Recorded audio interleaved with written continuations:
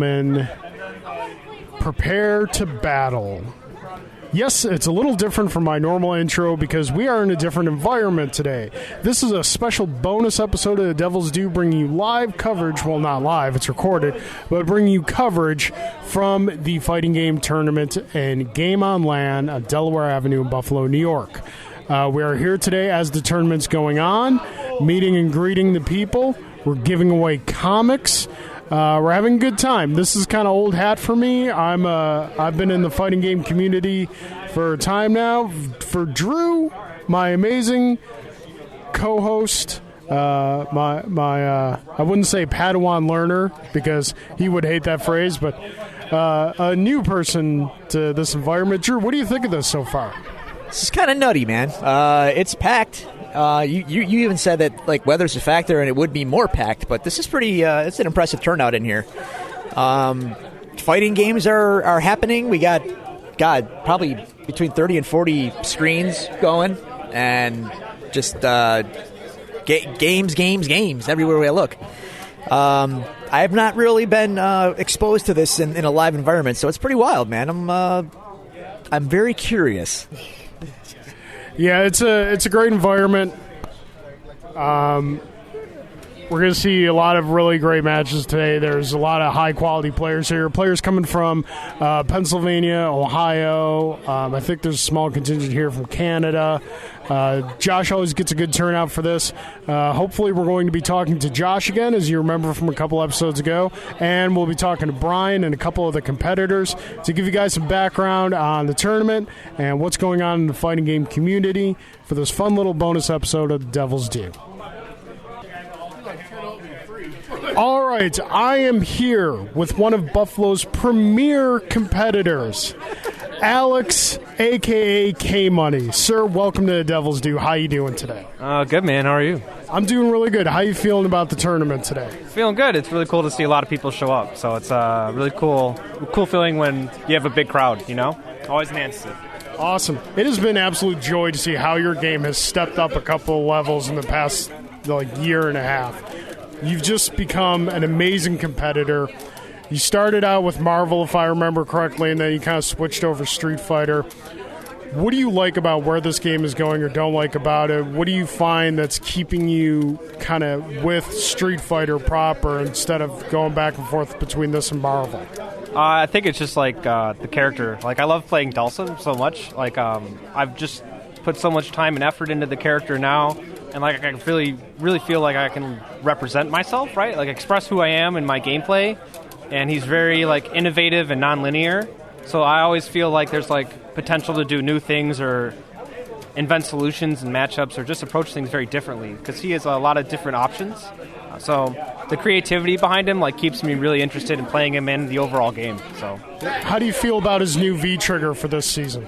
I think it's pretty good. I think initially people thought it had some really cool setups and stuff, but the setups aren't real for the most part. It's more to maintain and establish control in the neutral game because you just set up the ball and you let it go, and your opponent really can't do anything. So, but I think it's more matchup dependent when you bust it out. So, it is more offensive based matchups where characters like Balrog or Rashid or Laura that really want to rush you down. I think the slide or rather the flame carpet, the first V trigger. I think it's better because he still needs a panic button to get out. So it's you mix it in depending on the character, V-Trigger 2. So with new season upon us in Street Fighter 5, is there a character that's yet to come out that you're looking at and be maybe I might pick this character up for a pocket character or, down the road a main character? Definitely Sagat. I think Sagat's super cool. One of my favorite people to ever watch play fighting games in general was watching Bone Chan, Sagat, and 4. I thought it was just it's art, man. It's beautiful. So I don't know how similar he's going to be or how different, but I'm definitely going to check out Sagat and see if I like him and he feels good. Awesome. Now I can't let you go without addressing the 500-pound Hulk in the room, if you will. Announcement made. Marvel is not in the main EVO lineup. What are your thoughts on that? I think it's really sad, and I think a lot of the justification for it from the guys from EVO was that it's a business decision and we're looking at numbers, and it makes the most sense to put the lineup up that they have. But I think it's interesting in the fact that, like, if the FGC wants to grow, that they're going to have to sacrifice some of that, like, grassroots spirit in order to, like, get the stabilization of the monetary aspect, right, to get more money to, like, funnel in, to have players and TOs alike, you know, really make it their career and, like, be stable. But in the process of that, you know, you have stuff like Marvel happening not being included, which is a game that, like, really represents, like, the grassroots spirit of the FGC the most out of, like, any sub-community. I think, like, a lot of the, like, the raw hype behind why fighting games are really exciting to watch originates from a lot of classic Marvel vs. Capcom sets in all the games of the series, 2, 3, Infinite. So I think it's sad to me to think that the FGC has to, like, commodify itself sometimes, you know, in order to, like, go to the next level that it wants to be at. So you have to sacrifice some stuff that, like, you know, a lot of people care about. You know, there's a really huge community of people who sink their souls into Marvel. And it's a shame that, like, we have to submit ourselves to, you know, power of money and business to give away part of our heart, you know? Alex, thank you so much for joining us. Good luck today in the tournament, sir. Thank you. All right, folks, it's almost Carl's turn to partake in the Street Fighter tournament here. Any nerves, any jitters, any pre-match rituals you got going on right now? No nerves, no jitters, especially now when the outcome is pretty much predetermined. I love this community. I wish that, you know, I could be more of a part of it, but life finds a way, and ultimately my wife and son have to take precedence.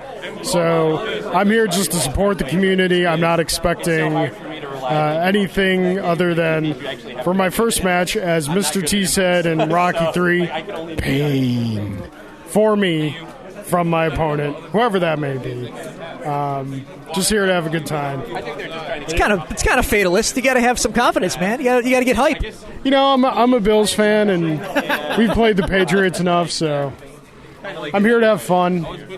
I'm gonna have some fun. Gonna probably get knocked out in the first match. Gonna get knocked out in the losers bracket.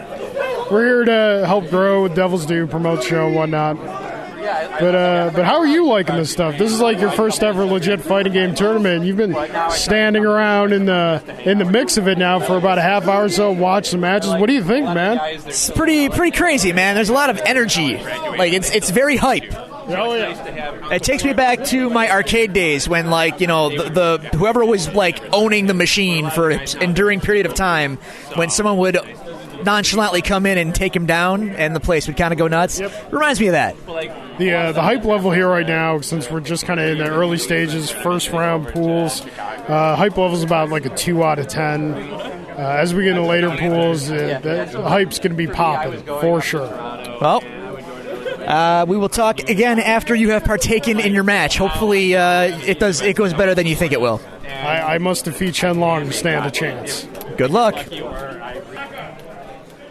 So we have some post-match to get through here.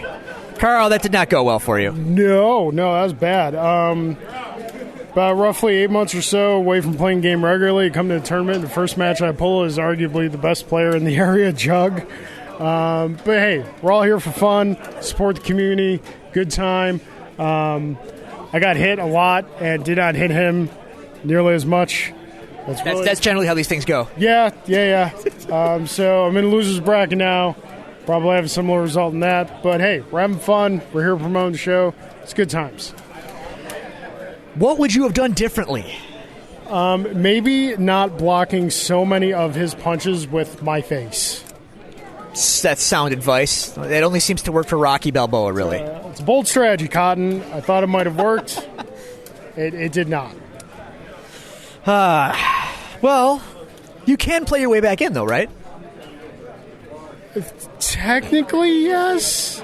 I mean, as far as, like, statistical odds, I don't think it's calculable. Not with that attitude. I mean, that's true. But I'm in losers bracket now, so we'll see what happens next. All right, man. Best of luck.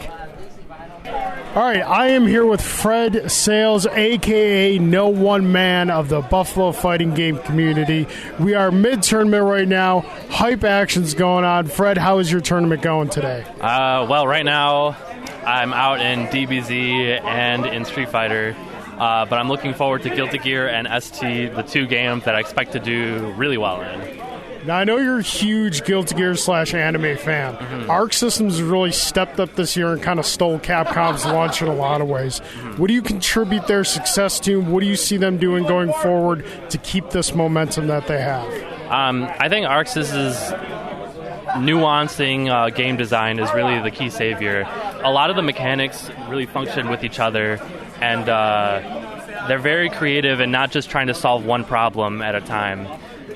If I can give an answer with contrast, Capcom, their game design, they're only doing one thing at a time, and it shows in their basic gameplay. And I think that Arc Sys is very interesting, and it's a lot to get at one time, but in the end, you always want to go for more mechanics because it increases the longevity and the depth of the game.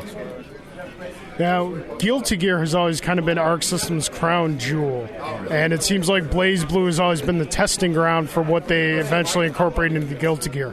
Where do you see Dragon Ball FighterZ fitting into that? Well, on your first intro, what I didn't know until Darian actually explained it to me, shout out to him, is that Guilty Gear is very big in America, and it's very storied in America, but BlazBlue is actually bigger than Guilty Gear in Japan. BlazBlue is, I would say, their flagship game because it has more concurrent players even when it's dead in America.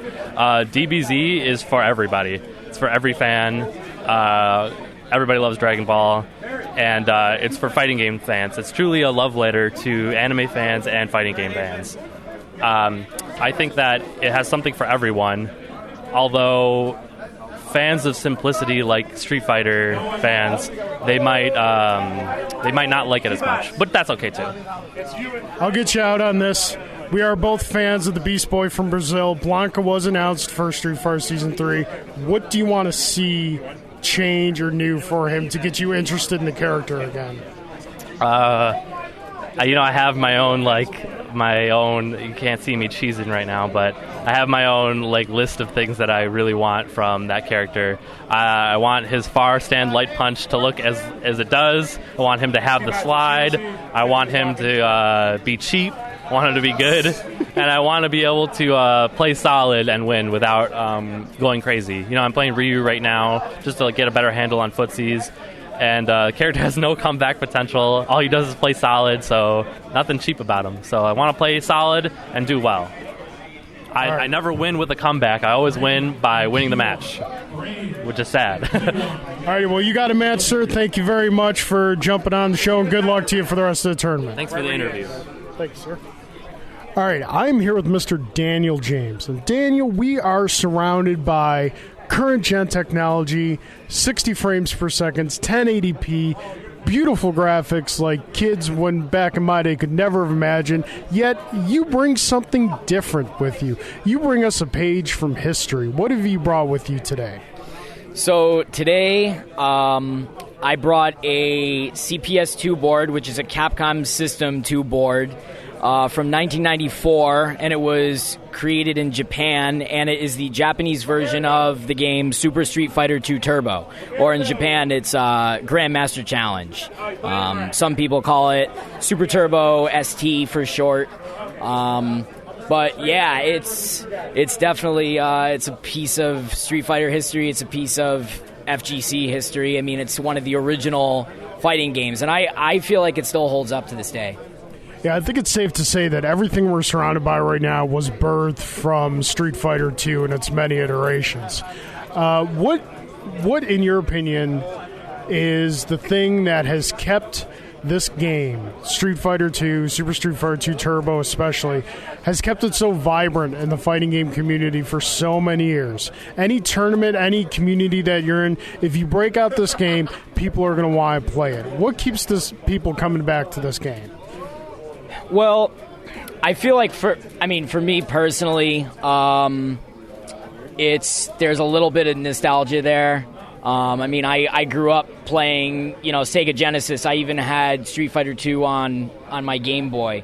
So there's a little bit of that, but also I feel like besides, the sound effects and the graphics, which, I mean, as soon as people hear that classic, Hadouken, I mean, they want to play.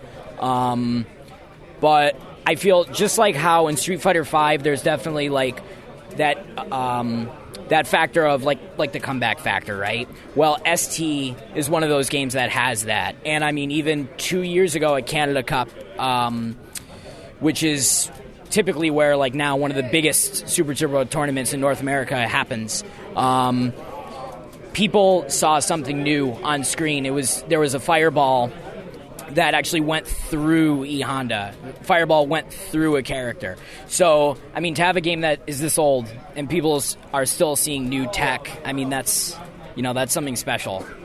Yeah. Now, talk about the physical setup here, because not only is your board from Japan, it seems like you've gone with a very Japanese-style setup for the gameplay itself. Yes, very good point. So this was something that I kind of adapted from this guy in Canada, Atari, and it was 2017 Canada Cup. He had a similar setup, which is basically how they run it like in Japan, but obviously they run it on cabinets. So it's head-to-head, so you have two monitors, people facing each other, and the previous Rumble in the Tundra that was held in Buffalo, we had a really good turnout for Super Turbo, and everybody I talked to said that they preferred head-to-head over like anything else, even over a one-panel candy cab. So it's similar to the way that they play it in Japan. It kind of just gives you that feeling of not really knowing what the other person is going to do. It's a whole different experience, I think. And so basically what I'm doing is just splitting the signal two ways. At home, I have much larger monitors, which are a pain in the ass to carry. So these are 14-inch. They're a lot more convenient. And then the CPS2 board, which is basically the game itself, is just going into a splitter and then being split between the two monitors. Awesome. Well, we definitely appreciate you bringing it out and stopping by and talk to us for a couple moments. Daniel, thank you very much, sir. Yeah, thank you. All right, Drew, we're coming to the end of the day here. You're needing to venture out into the frozen tundra that is Buffalo, New York. We've met some people, we've talked to some people, we've seen some great matches. I did not so much play some great matches, but I think we've had a good time. This being your first fighting game experience, what was your thoughts? Exciting. Interesting to see everyone get so amped up, and I get it, though. Like, the way that the tide can turn really quickly, it can be jarring and exciting, and people definitely respond to it. So pretty wild, man. All right, folks, we appreciate you joining us for this bonus episode covering the fighting game community and the fighting game tournament here at Game On Land in Buffalo, New York. By all means, come down, check them out. This is a great place. If you want to reach out to us, you can do so at the following social media locations. You can find us on Twitter at Devils Do Pod. You can find us on Facebook at facebook.com/DevilsDoPod. You can email us at thedevilsdopod@gmail.com, or you can find all these resources available to you on our website, thedevilsdopodcast.com. Drew, any closing thoughts? Mortal Kombat. All right. Folks, thanks again for joining. Have a good one.